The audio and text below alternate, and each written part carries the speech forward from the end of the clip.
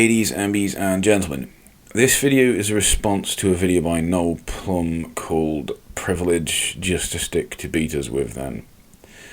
This video was directed at me, but oddly not a response to a video I'd made, but rather a response to a comment exchange I'd had with Noel Plum.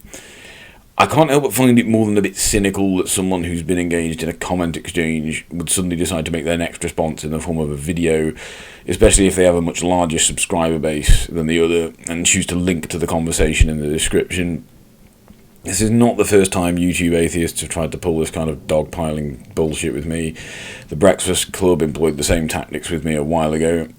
The reason I find this particularly despicable when YouTube atheists do it is because they are a minority group, which apparently is why they need a community that centres around being members of said minority group. Yet when they have no hesitation in using their popularity within the community as a way to assert and maintain dominance, and even more ridiculously in some cases to declare victory in arguments. But that said, what exactly is the argument here? Well, Noel Plum argues that I am not using privilege in the way it is used in academia. What he doesn't do is provide any sourced examples of how the term privilege is used in academia and demonstrate the difference between those and how I use the term privilege. Unlike Noel Plum, I am going to provide some sourced examples. In 1988, Peggy McIntosh wrote, "I have come to see white privilege as an invisible package of unearned assets that I can count on cashing in each day, but about which I was meant to remain oblivious. White privilege is like an invisible, weightless knapsack of special provisions, assurances, tools, maps, guides, code books, passports, visas, clothes, compass, emergency gear, and blank cheques." McIntosh went on to outline 46 ways in which she experiences white privilege in her daily life. MIT offer a list of 15 ways in which able-bodied people experience able privilege in their daily lives, which are based upon McIntosh's 46 points. Wolbring, 2014, describes ability privilege thusly.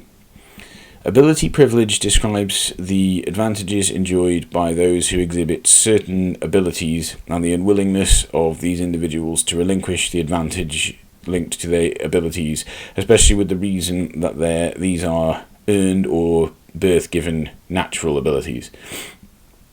Nowhere have I found any academic literature that argues that disability allowance is a privilege, which is what Noel Plum has argued. I quote, "People with physical disabilities still suffer in many ways in the West, but at the same time it is an undeniable privilege to have a welfare state that recognises your disabilities and provides you with benefits that are not provided to the able-bodied. That expects businesses and public institutions to disproportionately cater for your needs, for in the case of the learning disabled will, in the UK at least, foot the bill for you to have an extra classroom assistant often assigned just to you at huge costs to the state, meaning the state has invested several times more in your education than those without such difficulties.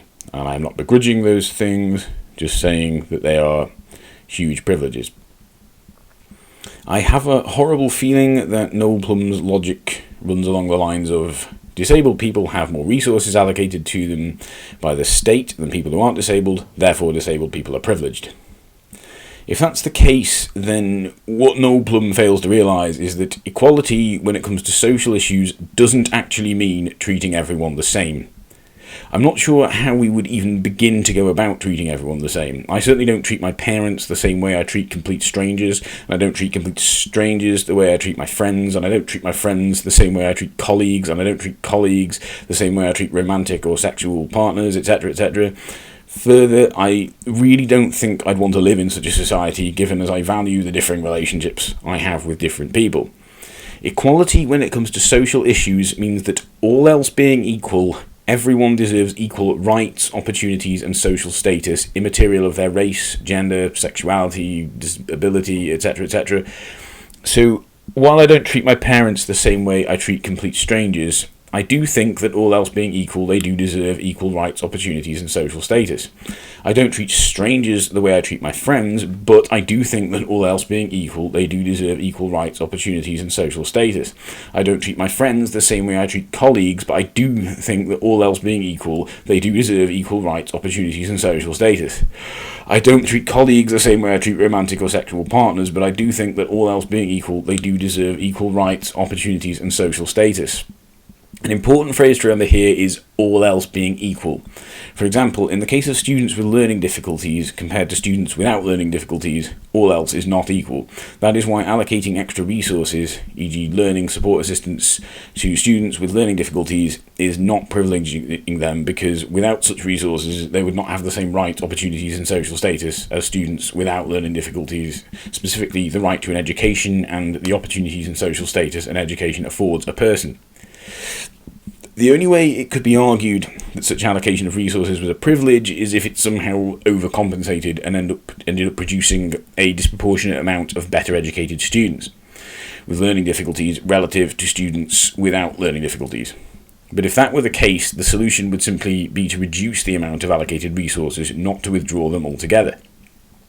Also, Noel Plum presumably doesn't believe that, because despite his belief that disabled people don't deserve these extra resources, be they learning support for those with learning difficulties or access ramps for the physically disabled or whatever else, he still says he doesn't begrudge them these resources. This is a very typically conservative attitude to social issues, i.e. viewing the improved treatment of those disenfranchised as somehow an act of generosity rather than as an act of basic human decency. This attitude is taken to its extremes by anarcho-capitalists, who argue that there should be no state funding for the disenfranchised at all, and instead such people should be solely dependent on charity. Anarcho-capitalists are of course nothing more than greedy, selfish assholes who don't have to want to pay taxes. Noel Plum is not an anarcho-capitalist, as he is glad disenfranchised groups receive state funding. However, he does see it as a privilege, not a right. He seems to think such people should be exceptionally grateful to the rest of us just for affording them the same rights, opportunities and social status as ourselves. When we look at the difference between social justice, anarcho-capitalism and Noel Plum's philosophy, we see this. Anarcho-capitalism is where an elite get unique access to rights, opportunities and social status. Social justice is where everyone has equal rights, opportunities and social status. Noel Plum falls somewhere in the middle, in that he believes people don't deserve rights, opportunities and social status, and if they get them, it's therefore an act of generosity on behalf of the elite. The problem with this attitude is that however preferable it may be to anarcho-capitalism, and few things aren't, it's a system that still has an elite. An elite is still an unjustified form of hierarchy, however benevolent an elite it may be. If you see, as Noel Plum does, giving those other than yourself the same rights, opportunities and social status as yourself as an act of generosity, then you see it as something you'd feel justified withdrawing should you for some reason deem it necessary, i.e. to suit your own needs. This might go some way to explaining why Noel Plum voted for a political party that is currently doing just that. Such a system basically appoints certain people as arbiters of who gets what. For example, if you say something like, if I was to walk down the street and Captain Andy was in the gutter there, starving to death, right? And he said, no, please, I'm starving to death, give me some food. I'd give him some food, of course I'd give him some food, but it would be meat-based, okay, because he's a committed vegan. What you're basically saying is, you get to live so long as you live how I want you to live. If you've ever wondered why as many progressive YouTubers get on with Noel Plum as they do, it's because sadly their understanding of social justice is more akin to such a system. Sure, they'll oppose sexism, homophobia, transphobia, racism, ableism, classism and whatever else, but they expect a gold star for doing so. They see this as an act of generosity rather than a basic human duty. They expect members of disenfranchised groups to be oh so grateful to them for treating them like human beings. If you've ever seen a video pop up in your feed with some disgruntled title such as "Why I Can No Longer Call Myself a Feminist" or "We Need to Focus on the Real Enemy," it's usually because one of these individuals has just been criticised by a member of a disenfranchised group instead of had mountains of praise heaped upon them. Before I finish, I wanted to address a couple of things. I understand because you despise capitalism and business and money and wealth so much that you probably don't understand the fucking difference. It's just different categories of people for you to spit on, right? I get that, but there is a big fucking difference between those two things. I don't view crowdfunding as necessarily capitalistic. If anything, crowdfunding is a very socialist idea in that it puts means of production more in the hands of the worker than it does in the hands of corporations. In this instance, the amount of money a YouTuber earns or what content is deemed worthy of monetization is no longer dictated by Google, rather it is between the YouTuber and their audience. The problem I have here is people using crowdfunding to finance the spreading of misinformation. I think if people are going to accept donations on their channel, then they should at the very least make sure they have done their research and that their information is accurate. For example, if you want to discuss a topic like privilege, it's only fair that you do some reading up on the subject. Collecting donations for the spreading of misinformation is, in my view, no different to TV evangelism.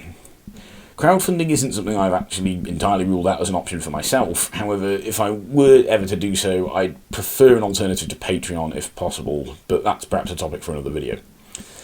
Also, regarding vitriol... But the level of vitriol in Captain Andy's response, what that told me really was that, you know, I just can't buy this idea. Maybe in academia, right, where words like privilege and entitlement are used, they are used in a more neutral context sometimes, and it's not used as a stick to beat people with. It's used as a tool to analyse the different positions that people approach issues from and how that colours their position, the kind of standpoint theory thing, right? But when it's used in social media, especially by people like Captain Andy who have very strong socio-political standpoints to begin with, bollocks is it not intended as a stick to beat people with. And that is why he doesn't like those terms being applied to groups that he champions, because he isn't using it in a neutral way, and he isn't intending it to be used in a neutral way. He is intending it to be used as a stick to beat people with. He is intending it to be used as a point of criticism. Whether or not I'm vitriolic has no bearing whatsoever on whether or not I'm right. So if someone is going to dismiss my arguments because I'm vitriolic, they are essentially tone policing me.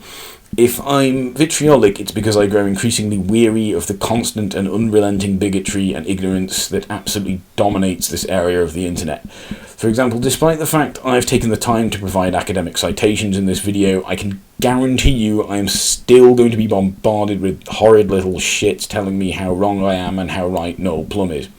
I also have no intention of being any less vitriolic anytime soon, because as far as I'm concerned, this repugnant subculture I see on YouTube deserves every bit of vitriol it receives, if not way, way more. I also see nothing practical to be gained from being less vitriolic. If you look at the comments less vitriolic progressives receive on their content, it's clear in abundance that this courtesy is not being returned. In some cases, the unpleasantness these people are bombarded with is even worse than that which I receive. Noel Plum also mentioned this in his video. He said, find it kind of ironic that some of the people that you've sided with that have run Patreon accounts, that have had Patreon campaigns, right, and the fucking waste of spaces that they've turned out to be, right, and yet find that they had the gall when they've talked the absolute tripe and fucking bullshit that they've talked, and yet I'm the one that you would call out for it. Okay. I am slightly curious as to who he's referring to here. For the record, I've never given any YouTuber so much as a penny via Patreon, though I have bought things like music and other creative works from some YouTubers. Perhaps he just means that I supported them in a moral sense, but either way, I'd like to know who he means, because I've been accused of supporting all sorts of people I don't support in the past, some of whom I don't even know who they are. Thanks for watching. Seeing as I've taken the time and effort to provide academic citations in this video, I think it's only reasonable that anyone responding does the same. Goodbye.